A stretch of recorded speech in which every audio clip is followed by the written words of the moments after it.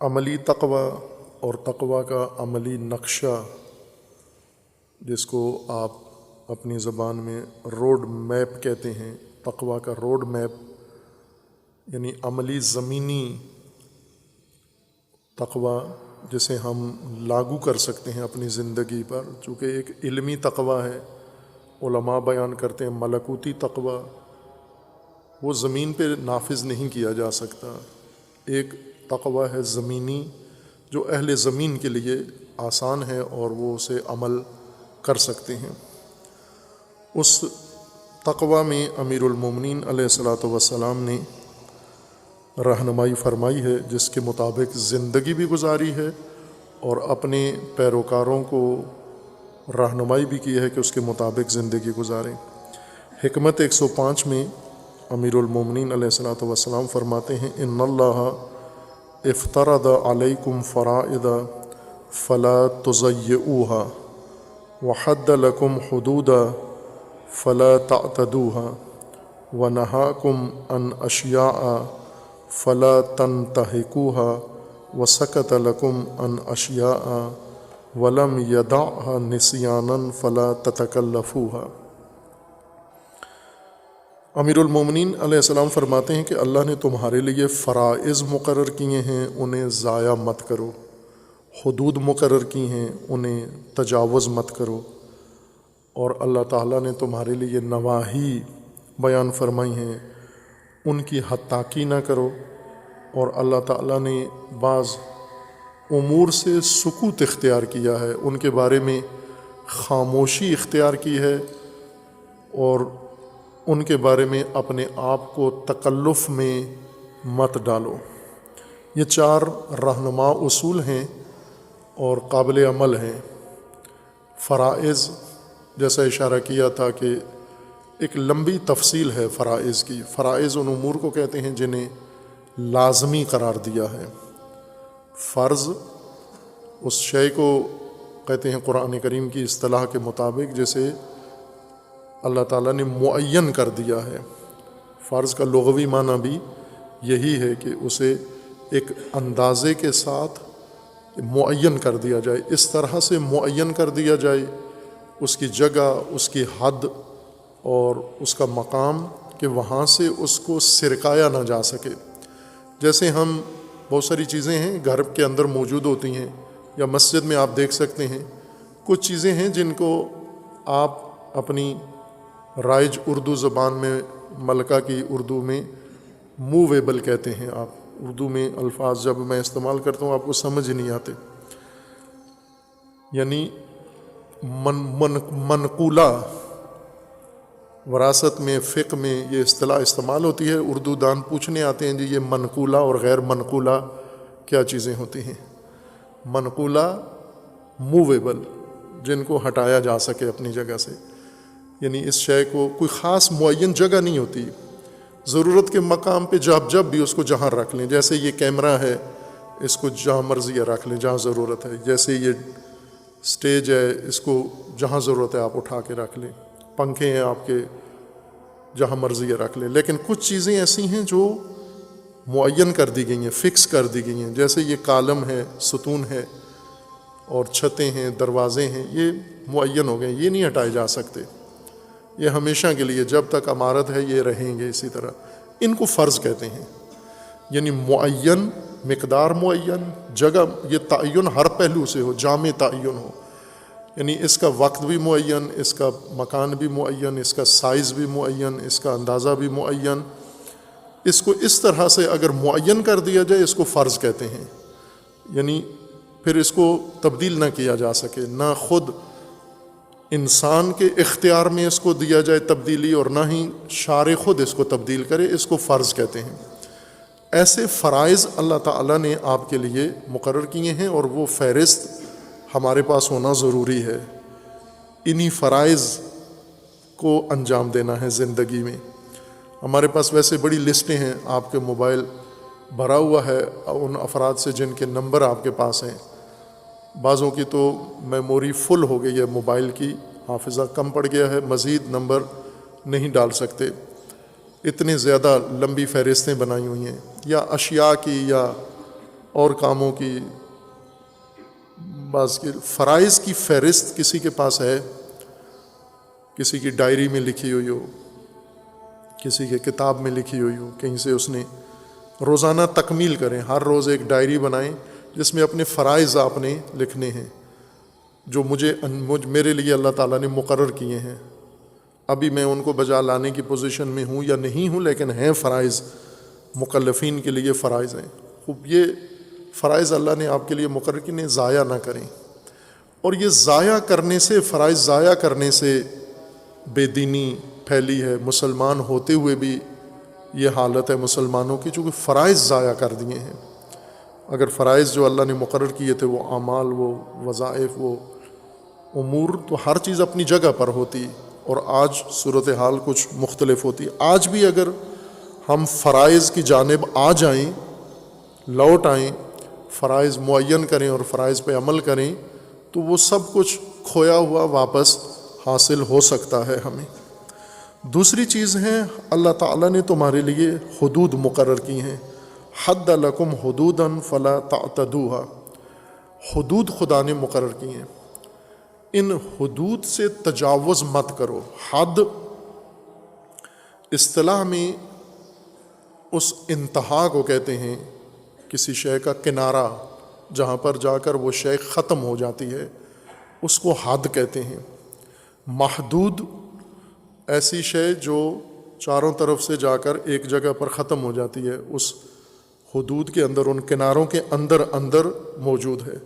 مثلا یہ کتاب ہے نہج البلاغہ، تو اس کی کنارے ہیں، یہ 4 کنارے ہیں. ادھر سے یہاں ختم ہو رہی ہے، اس طرف سے آتے ہوئے یہاں ختم ہو رہی ہے، اس طرف سے ادھر ختم ہو رہی ہے، یہاں سے اسی طرح اوپر والی سطح پر بھی ختم ہو رہی ہے، نچلی سطح پر بھی یہاں ختم ہو رہی ہے.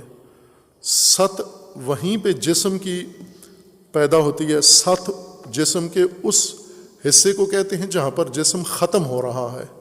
سطح کو کہتے ہیں یہ حد ہے جسم کی. جسم جب ختم ہوتا ہے تو وہاں سطح ایجاد ہو جاتی ہے، کنارہ ہے یہ اس کا. یہ اجسام کی حدود ہیں، زمینوں کی حدود ہیں، اشیاء کی حدود ہیں. ہر چیز اللہ تعالیٰ نے حد کے ساتھ مقرر کی ہے، محدود ہے، محدد ہے ہر چیز. اور اسی کو خداوند تبارک و تعالیٰ نے انسانوں کے لیے مقرر کیے گئے احکام، قوانین و ضوابط کے لیے بھی یہی اصطلاح قرآن میں استعمال کی ہے کہ یہ حدود ہیں آپ کے لیے، آپ کی زندگی کے لیے. آپ کو ارادہ دیا ہے، اختیار دیا ہے، وسائل دیے ہیں، لیکن ہر چیز کی ایک حد بھی رکھی ہے، ایک انتہا بھی رکھی ہے. اس سے آگے نہیں جا سکتے، اس کے اندر اندر آپ نے زندگی بسر کرنی ہے. اور آج کی نسل مکمل طور پر حدود پائمال کر چکی ہے، پھلانگ چکی ہے ساری حدود. چونکہ ایسے مکاتیب، ایسے نظریے آپ کو پڑھائے جا رہے ہیں لبرلزم کے نام پر، سیکولرزم کے نام پر، جن کا کام ہی حد شکنی ہے. لبرل عموماً اس کا مطلب آزادی کیا جاتا ہے. لبرل آزادی کو نہیں کہتے، حد شکنی کو کہتے ہیں. اگر کوئی چیز حد مقرر کی گئی ہے، جیسے خواتین کو پردہ کے خلاف اکساتے ہیں، ان کے فرائض وظائف کے خلاف اکساتے ہیں پاکستان کے اندر، دنیا میں فیمنزم کے نام پر.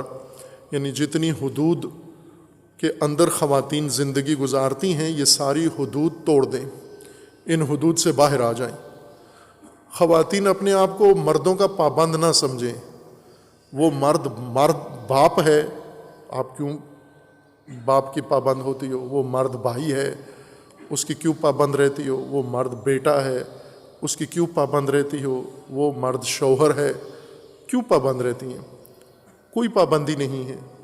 اور یہ کام پاکستان میں حد شکنی خوب شروع ہے. ابھی خواتین، آپ سنتے ہیں یہ کیس چلے ہوئے جو فراری خواتین کے، مفرور خواتین کے، ان کی حمایت میں عدالت بھی، صحافت بھی اور سارے طبقات، کیونکہ یہ چاہتے ہیں کہ ان حدود سے باہر آئیں. عورت جب حد سے باہر آتی ہے، بظاہر جو کہا جاتا ہے کہ پسند کیوں کرتے ہیں کہ عورت حد توڑے؟ چونکہ یہ مرد کی خواہش ہے، عورت کو اس سے کوئی فائدہ نہیں ہے. عورت بہت ہی جزوی ثانوی فائدہ حاصل کرے گی اس حد شکنی سے. اس کو کیا فائدہ حاصل ہوگا؟ اس کو جو اس کی نفسیات ہے عورتوں کی، خود نمائی، اس خود نمائی کے لیے اس کو کچھ مال مل جائے گا اور مال کے ذریعے سے اپنے لیے وسائل مہیا کر لے گی اس حد شکنی سے.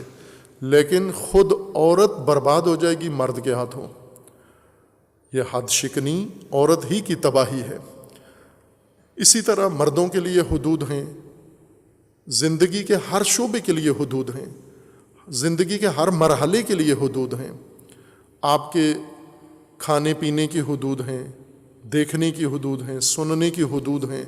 یعنی جہاں پر ایک رکاوٹ کھڑی کر دی گئی ہے کہ یہاں سے آگے نہیں دیکھنا، یہاں سے آگے نہیں سننا، اس چیز کو نہیں دیکھنا، اس چیز کو نہیں سننا، یہ نہیں کھانا، اس مقدار تک کھانا ہے. یہ سب حدود ہیں، یہ اللہ تعالیٰ نے مقرر کی ہیں. اسی طرح حقوق ہیں جو بارہا میں نے پہلے بھی اس موضوع کو آپ کی خدمت میں عرض کیا ہے اور اسے زیادہ وضاحت کے ساتھ بیان کرنے کی ضرورت ہے کہ ہم نے جو تہذیب اپنا لی ہے یا جس تہذیب کا حصہ بن گئے ہیں، یہ حدود شکن ہے اور حقوق کش.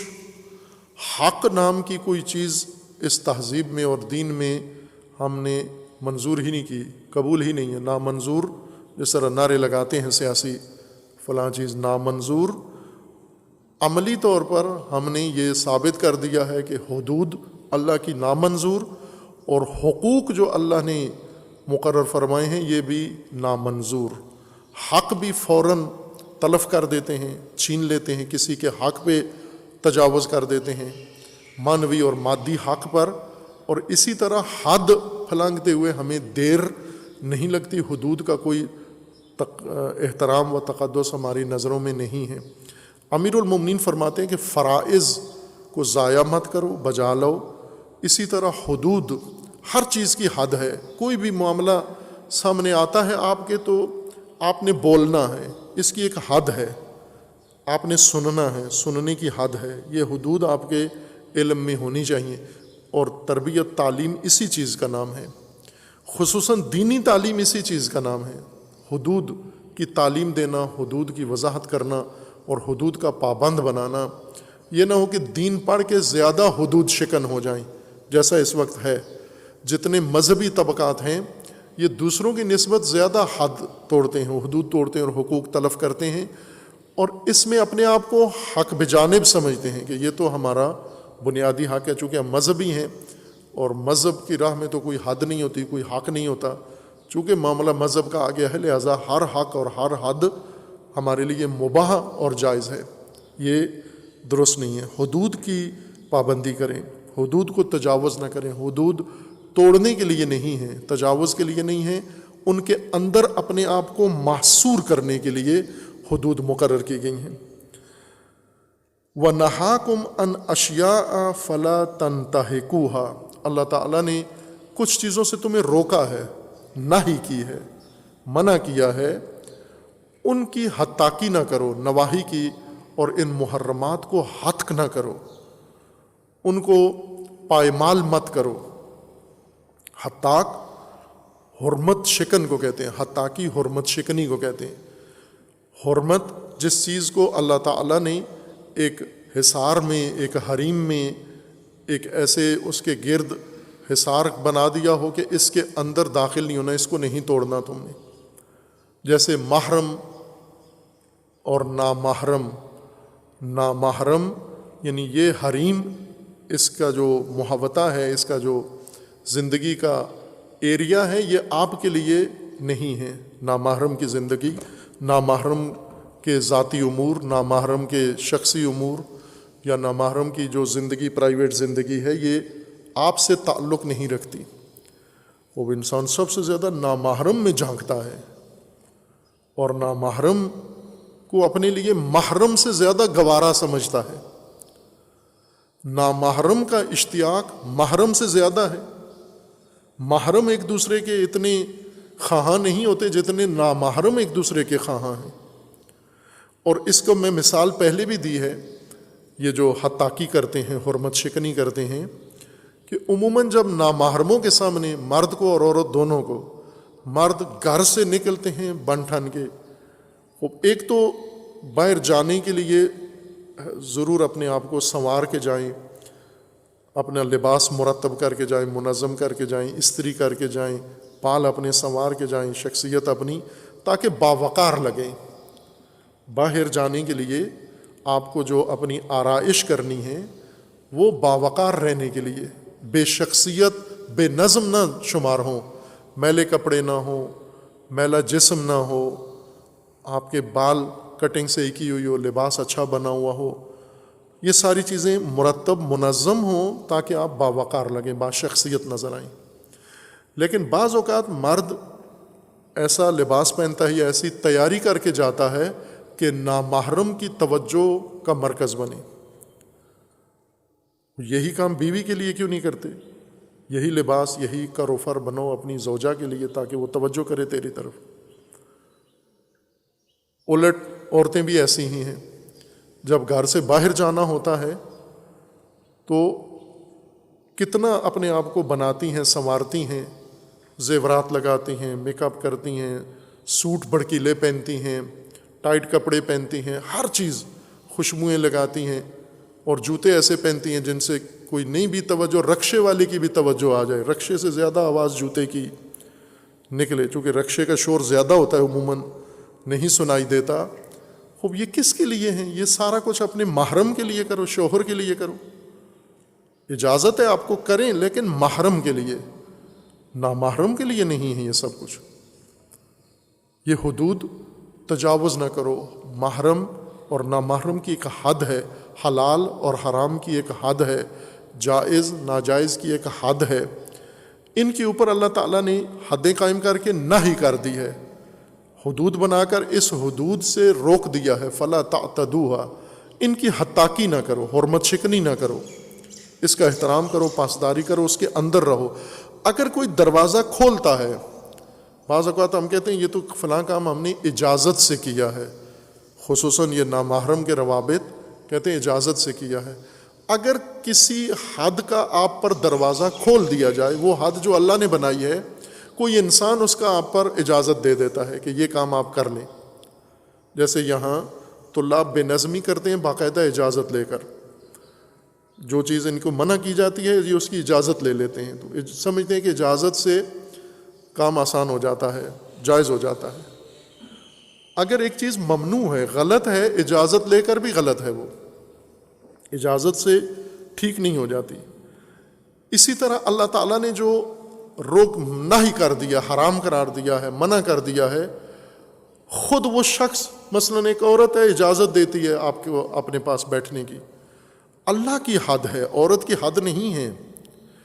عورت کی حد نہیں ہے کہ عورت اجازت دے دے، مرد کی حد نہیں ہے کہ مرد اجازت دے دے، یہ مجتہدین کی حد نہیں ہے کہ مجتہدین اجازت دے دیں، یہ اللہ کی حدود ہیں، اللہ کی حدود ہیں، اللہ کی نواہی ہیں، ان کو حتاقی نہیں کرنی، حرمت شکنی نہیں کرنی۔ یہی مشکل ہے۔ امیر المومنین علیہ السلام نے اپنی سیاست کا تقابل کیا تھا کہ مثلاً میرے نزدیک تقوی حائل ہے، میں وہ سارے کام نہیں کر سکتا، چونکہ معاویہ معروف تھا ادہل عرب، چالاک عرب، بہت ہوشیار زیرک عرب کے طور پر معروف تھا۔ چند افراد جو بہت عرب کے زیرک ہیں، ادہل عرب، 4 افراد، ان میں سے ایک یہ ہیں۔ امیر المومنین فرماتے تھے کہ مجھ سے زیادہ چالاک نہیں ہیں، لیکن میں حدود نہیں پھلانگ سکتا، حدود تجاوز نہیں کر سکتا، حد کے اندر رہنا ہے مجھے۔ یوں نہیں کہ اگر آج مشکل پڑ گئی، مجبوری کی وجہ سے حد توڑ دو، ہم عموماً مجبوریوں کو بہانہ قرار دیتے ہیں حدود شکنی کے لیے۔ اور آخری مطلب ہے وَسَكَتَ لَكُمْ عَنْ أَشْيَاءَ وَلَمْ يَدَعْهَا نِسْيَانًا فَلَا تَتَكَلَّفُوهَا، یہ بہت اہم چیز ہے، اس کی وضاحت ضروری ہے، اسے بعد میں انشاءاللہ بیان کریں گے۔ اللہ تعالی ہمیں صحیح دقیق فہم دین کی توفیق عطا فرمائے، اور خداوند تبارک و تعالی ہم کو تمام فرائض حدود پر عمل کرنے کی توفیق عطا فرمائے۔ خداوند تبارک و تعالی ہم سب کے گناہان صغیرہ و کبیرہ کو معاف فرمائے۔ جو مومنین اس دنیا سے رحلت کر گئے اللہ تعالیٰ انہیں جوار رحمت میں مقام عطا فرمائے۔ جو مریض علیل ہیں خداوند تعالیٰ ان سب کو شفائے کاملہ عطا فرمائے۔ جو ملتمس دعا ان کی دعاؤں کو مستجاب فرمائے۔ ایک مریضہ کی کینسر کی بیماری کے لیے التماس دعا کی گئی ہے، اللہ تعالیٰ تمام مرضى اسلام سمیت اس مد نظر مریضہ کو شفائے کاملہ عنایت فرمائے انشاءاللہ۔ خداوند تبارک و تعالیٰ کی بارگاہ میں دعا ہے، پروردگار اس ملک پر حکمران عذاب بنے ہوئے ہیں، کم از کم عذاب آفات طبعی، خداوند تبارک و تعالیٰ ان آفات سے اس ملک کو محفوظ فرما اور حکمرانوں کے عذاب سے اس ملت کو نجات عطا فرما انشاءاللہ۔ اپنے ولی حق ولی اللہ العظم اجل اللہ تعالی فرج و شریف کا جلد از جلد ظہور فرما، ہمیں حضرت کے اعوان و انصار میں سے انہیں کی توفیق عنایت فرما۔